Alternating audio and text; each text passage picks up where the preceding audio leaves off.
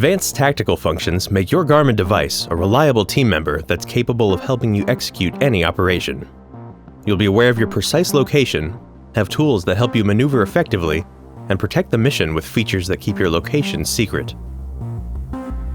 With dual position formats, your device displays your latitude, longitude, and the Military Grid Reference System, or MGRS, on the same screen. That way, you can easily coordinate your position with others. The Jump Master activity follows military guidelines for calculating high-altitude release points.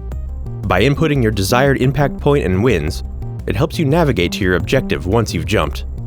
On the ground, you can input a bearing and distance to project a waypoint and follow that route across terrain. And if you're moving through the shadows, your device supports night vision goggle use.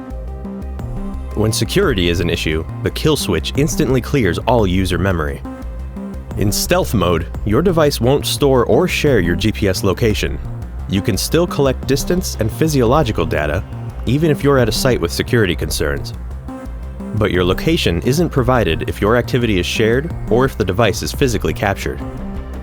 Stealth mode also disables wireless connectivity and communication. With these tactical capabilities, your device becomes an essential and trusted part of your gear when it's your turn to answer the call of duty.